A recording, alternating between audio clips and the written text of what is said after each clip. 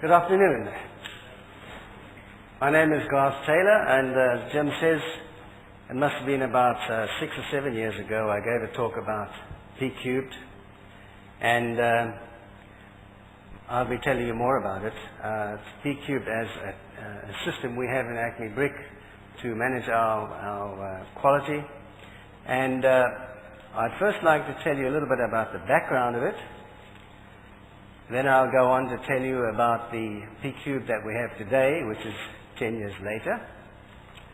A little bit about the lessons that we've learnt, and some of the future developments that I see taking place as we develop our system further. So let's have a look at this.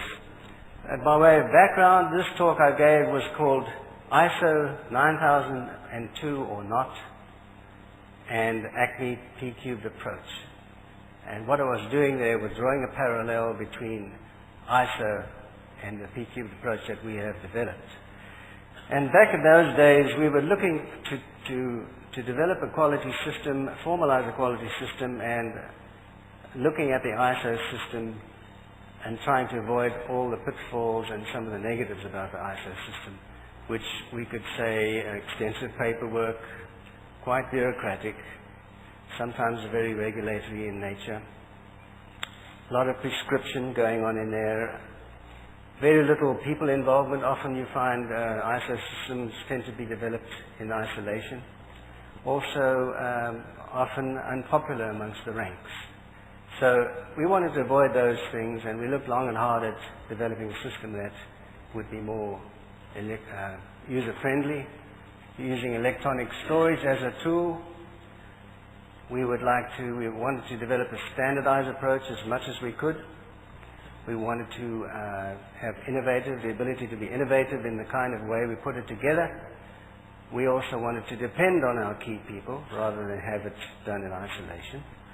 And we wanted something that would be exciting and something that people would enjoy and really enjoy working with.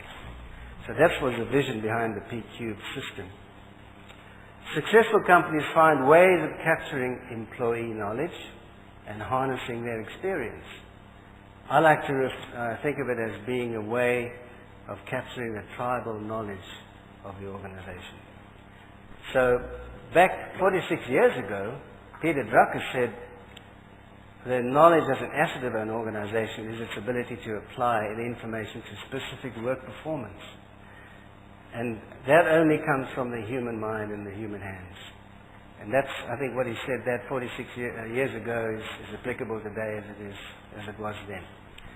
So, in the P cubed system in Acme Brick, we've worked really hard to try to capture this tribal knowledge that I mentioned. What is P cubed? Very simple, really. Plant process parameters. What we've done is taken key parameters in each of the plants and captured them in a documented form, an electronic documented form, so that we could use them as a tool for quality management. And that acronym there was coined by Mike Vickers. Many of you guys remember Mike, a great thinker Mike was, and we're really proud of Mike for coining that phrase and for conceptualizing that early thinking. On the goals, you will find in our P cubed system, the goals are very similar to any normal quality management system. We always want to deliver the best quality. We always want to capture and record and maintain effective quality control methods. We want to standardize as much as we can. We want to train our key employees. We want to track the results of our efforts. And we want to strive for ongoing improvements. You can see that's very typical of a quality management system. Ours is more practical and more plant-based. If we look at the approach we took 3 approaches. We took the key process parameters, put them into a controlled, standardized format. We used an intranet web-based tool, our company intranet system, and we made the system available to multiple users across the plants, across the regions, and at corporate level. One of the things to remember, though, is your user always has to be very well trained. And that's not my puppy, by the way. The other thing is the implementation when we went through it was an interesting lengthy period. We went out and found ourselves the best quality facilitator we could get, quality manager who started the process and gathered the various early systems that we had in place. And back in 2002, the first system started formalizing around our Perla Eastgate plant, where we had a very good team in place and we were able to develop the model around that. From there, we went on to formulate a program involving plant champions who spearheaded the implementation. Each of our 24 plants had a plant champion who was involved in developing the system. We then went on and rolled out the system for 12 targeted plants in June 2003, and then on to the end. By the end of the year, we had all 24 plants locked into the P-Cube system. From there, it was an ongoing process of refinement and development until we had with what we have today. Extensive workshop exercises took place where we had the structure was in place with the quality manager facilitating the activities. We had groups of people working through structuring and creating the various folders that were going to be in place. So the key players, once the system was in place, started with the general production manager, down the lines of the regional managers, technical director, sales, services manager, quality. The quality manager, again, a key player in coordinating and facilitating the progress of the system. Plant managers, plant P-Cube champions, and then the plant location teams. These are the users of the system. So, P-Cube today, we're talking about this system has been going for over 10 years. It's matured very nicely. We see it developing very nicely. It's basically 6 segments to it: the standard procedures, process control specifications, best practices, and when this has been a really valuable part of it is we've captured best practices in things like mining techniques and stockpiling techniques, extrusion best practices, kiln, dryer and kiln firing best practices. So that is all captured in the system. Then we have the daily and monthly process monitoring, which I'll talk a little bit more about later. And then lastly, around the quality auditing process, we trigger from that training and bat loss and quality planning to ongoing improvements. So that has how the system is matured. Just to give you a feel for what it looks like, this is one of the pages that you would get to when you operate with the system, where the individual tabs can be there to access the various folders on various parts of the system. Another, just to give you a feel of what it looks like, one of the run sheets for a particular blend, all the blends would have this type of format where we have captured the clay recipe, the slurry mixes, the types of sand treatments, and even the texturing devices being used. Each blend has got this captured.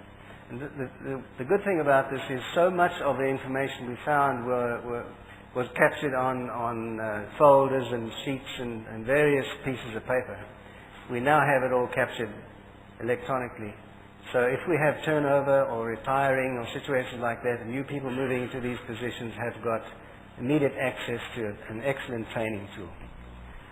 Improvements that we've made over the years, the refinements of the parameters has been a really important improvement that we've focused on. For example, our plant down in San Felipe, where we are using a very high montmorillonite clay, very critical to have good control over extrusion moisture and vacuum.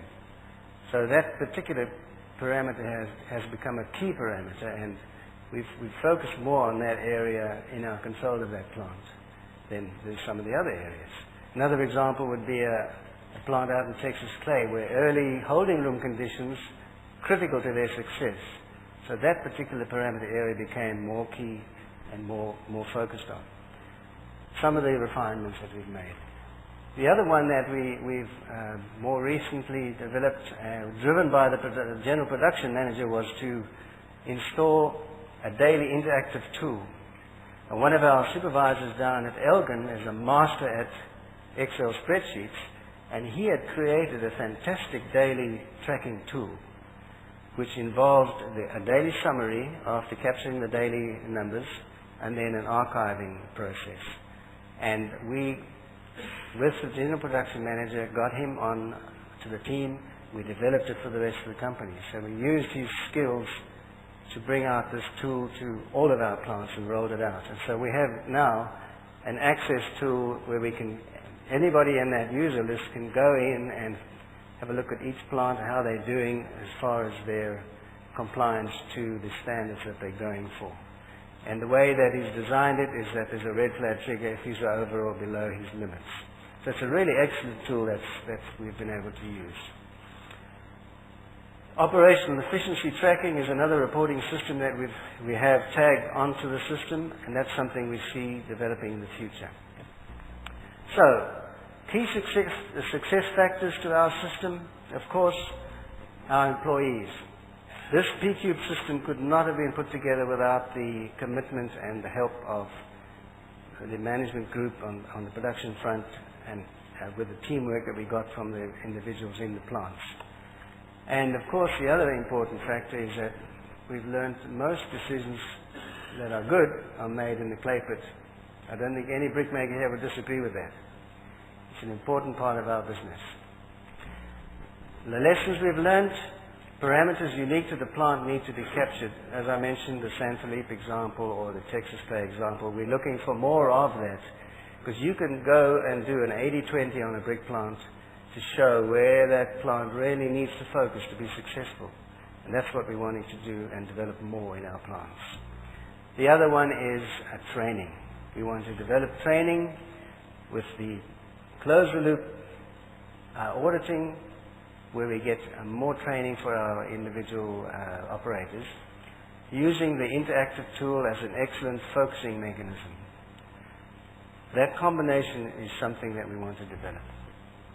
The cost of quality, we have developed a cost of quality reporting format, but it did not really work for us too well, mainly because so much data out there that by the time the report comes into place, it's a little dated and too historical, so we've tended to back off a little on cost of quality, although it is an important element to any system.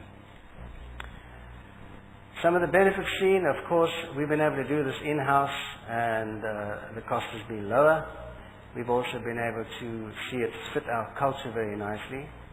We have the benefit of having employees engaged in its creation. It's a very, very effective auditing tool, which then triggers training requirements and training needs. It produces really effective improvement plans once we do run into quality problems.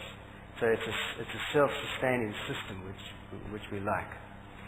There's a lot at stake for Acme Brick Company. Good housekeeping seal is something we're very proud of. We're also very proud of our 100-year limited guarantee. So we're going to be seeing to it that the P-Cube system develops and gets even better as we go forward. So future developments, we'd like to see the integration of the efficiency tracking with the QA/QC information. We notice there's a strong correlation between efficiencies. When plant efficiency starts suffering, often you see it impacts on quality. So we want to develop that focus point. Further training, we want to progress and develop that with more electronic techniques and technology. And then the quarterly management reviews of the QA and QC, and we want to bring cost of quality in there with quarterly management reviews, as well as more closed-the-loop auditing cycles. And if we do all of those things well enough, I think we'll have more plant-based bat loss and quality improvement workshops. And if all of that is done correctly, it should be just great, as long as we don't sleep on the job.